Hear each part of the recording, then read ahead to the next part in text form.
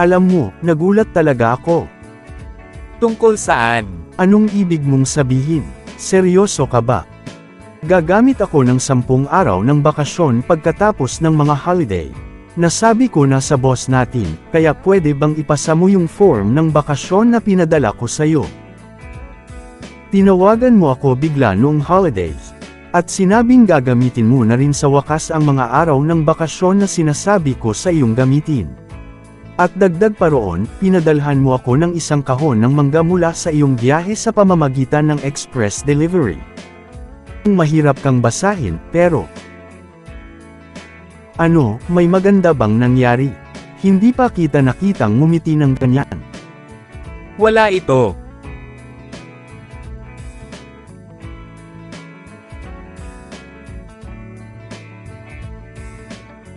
Ang sarap malaman na may naghihintay sa'yo sa bahay. Oo, ang malaman na may naghihintay sa'yo sa bahay. May naghihintay sa'yo sa bahay. Asawa ko. Hey, hey, hey. Inchol. Anong ibig mong sabihin, asawa ko? Nag-uusap ba tayo tungkol sa isang laro? Hindi, ang tunay kong asawa.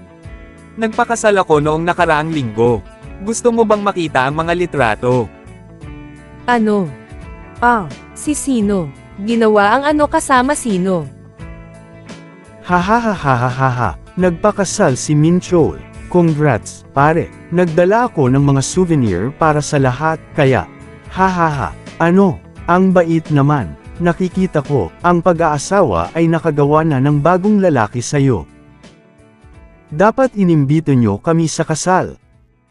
Oh, well, medyo biglaan lang kasi. Kaya ito ay isang maliit at simpleng kasal kasama lang ang aming mga pamilya. Ay, oo nga pala. Doom.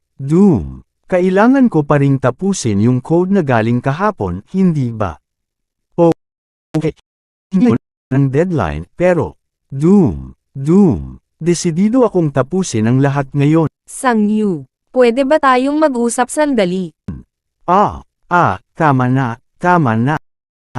Pasensya na. Sangyu Choi. Bitawan mo ako, please. Sige na. Sabi mo sigurado kang walang nagugustuhan si Minchol. Suyun-so, edad 33, manager, senior ni Minchol sa trabaho. Sabihin mo sa akin, paano nangyari ito, ha? Hindi ko rin maintindihan. Minchol, yung lalaking yun, kasal na, kahit bago lang ang mga holidays. Sigurado ako na hindi man lang siya interesado sa mga babae. Sigurado ka ba? Hindi mo ba nakikita to? Lahat ng muscle na to ay galing lang sa pagsunod sa kanya. Literal na sa gym lang siya pumupunta kaya napilitan din akong sumali. Hindi lang siya hindi nakakakita ng mga babae, wala siyang nakikita kahit sino. Pero paano? Rewind. At ngayon, isang maikling introduksyon sa kwento ng buhay ni Manager Suyun-so. Ito si Manager Suyun-so. 33 na siya ngayong taon. Kasalukuyang nagtatrabaho bilang manager sa isang tech company. Dati, engineering goddess. Dati, child genius. Dati, pinakamagandang bata sa mata ng kanyang mga magulang. Ang kanyang ideal type ay isang medyo okay na lalaki. Ano ang ibig sabihin ng maging isang medyo okay na lalaki? Suyun-so, edad 22, valedictorian, computer engineering major. Ang type ko. Hindi naman ako humihingi ng marami, basta, isang taong maaasahan ko. Ano ang ibig sabihin ng maging isang medyo okay na lalaki? Suyun-so, edad 33, malapit nang maging pinakabatang taong ma-promote sa senior manager. At ganun na lang, nabuhay siya ng 32 taon. Ganap na single. Anong meron sa kanya ngayon? Bakit parang ang sanggit niya? Pumunta siya sa isang blind date kasama ang isang lalaking diborsyado na may 2 anak. Talaga bang napakahirap maghanap ng disenteng lalaki? Hindi naman ako humihingi ng sobra dito. Isang taong nakakaintindi lang sa akin at nakakausap ko ng maayos, alam mo ba? Hoy, teka, napakadali lang nito para sa akin. Nakatingin ka na ba sa mga wedding venue? Sang Yu Choi, edad 20. Subordinate ni Min Chol. Bago, nagpunta sa parehong universidad ni Suyon. Ang cupid ng kumpanya, mga libangan, pagtatakda ng mga tao at pagkuha ng libreng pagkain kapalit. Sapat na ba ang 200,000 won asterisk para sa regalo mo sa kasal? Teeth. Oo, maaaring maging perpekto ang Mayo para sa kasal. Isang namumulang babaeng ikakasal sa Mayo. At sa tingin ko, maganda ang dalawang anak. Well, ganoon talaga. Hindi lang naman siya ang nag-iisang lalaki sa mundo. Tama, maraming lalaki. Ha. Tumutulo. Suyon. Ay, nandyan na siya. Halika na, Suyon. Kailangan nating magtago. Sangyo, sa tingin mo ba kinakailangan talaga ito? Hoy, halika na. Mas mabuti nang maging sobrang sigurado sa mga ganitong bagay. Sabihin mong tumatay o ikakasal versus ang mundo na magtatapos bukas. Ano sa tingin mo ang mas kapani-paniwala? Ang mundo, magtatapos. Tama. Okay, kaya tingnan lang natin kung kasal na talaga siya.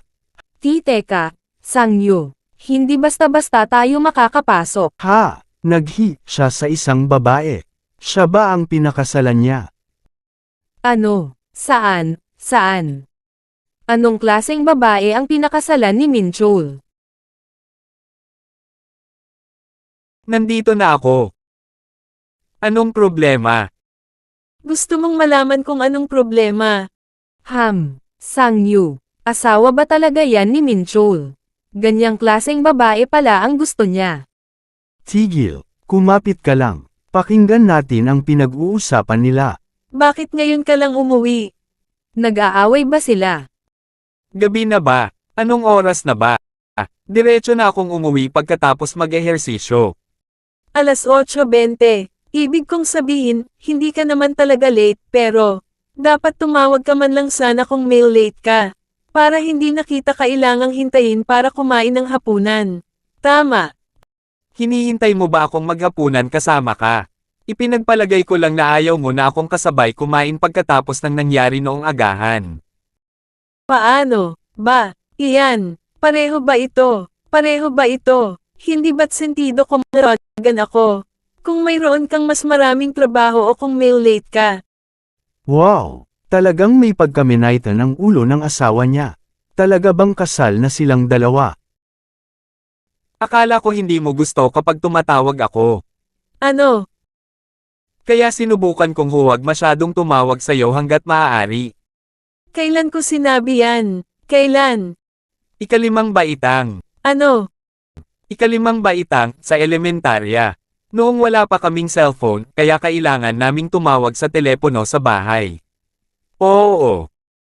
Hindi mo ba natatandaan? Sigurado ako na noong mga panahon na iyon. Jie, gusto mo bang maglaro sa bahay ko? Tuwing tatawagan kita para maglaro, iniiwasan mo ako. Hindi ko maalala. Kung hindi mo maalala, edi hindi mo maalala. Anyway, hindi yun ang punto. Ang sinasabi ko ay, Anong problema? Hindi, kasi, pakiramdam ko may nagmamasid sa atin. Siguro nag-iilusyon lang ako. Abay oo naman. Bakit nga ba hindi? Bakit pakiramdam ko'y tila ako'y nahuhulog sa isang bitag? Anong gusto mong gawin tungkol sa hapunan? Hindi ako sigurado. Ikaw, Min Chol. Hay! Muntik na. Sobrang lapit na. Higit pa roon, kasi, asawa ni Min Chol, mukhang pamilyar. Ang hapunan ay chicken breast shake, katulad ng almusal. Anong gusto mo? Hindi ba mas masarap pa ang kinakain ng mga unggoy sa zoo kaysa rito? Teka, seryoso, grade 5, paano ko naman yun maaalala? That was like, 20 years ago. Parang, 2 taon na ang nakalipas. Kayang-kayang ilipat ang bundok sa tagal na yon. Aba, siguro nga'y mga panahon na. Tumigil na ako sa pakikipag-hangout sa kanya. Kung tama ang pagkaalala ko, medyo malapit tayo sa isa't isa noong bata pa tayo. Paano naman kaming hindi magiging? Magkasing edad kami at nakatira sa parehong lugar. Sabay kaming pumasok sa preschool. Parehong may trabaho ang mga magulang niya at ang mga magulang ko. Ngayon ko lang napagtanto, napakalapit pala natin sa isa't isa. Noong bata pa tayo. Pero bakit kaya? Hindi. Ang ibig kong sabihin, wala akong pagpipilian. Noong mga panahong iyon, inaasar kami dahil lang sa nakikipag-hangout sa isang lalaki. Nakikipag-date ka ba kay Minchol? Ako, doon ba nagsimula ang lahat? Noong nagkahiwalay tayo, Gia, may bagong labas na laro. Gusto mo bang pumunta rito? Hindi. Problem. Pagkatapos noon, nagpunta pa kami sa parehong middle school. Iwas sa kanya. Ngayon ko lang naisip, nakakahiya talaga. Bakit ko ginawa yon? Pero hindi ba talaga niya ako tinatawagan kamakailan? Kahit nakasal na tayo. Tungkol lang sa kasal ang mga text niya. Totoo kaya talaga, pero kahit na, hindi ko inisip na wala talagang mangyayari. Pero hindi ko rin naman pinag-isipan. Ngayon, nakokonsensya ako dahil nagalit ako sa kanya kanina. Talaga bang napakawalang puso kong tao? Dapat ko na ba siyang i-text ngayon para humingi ng tawad?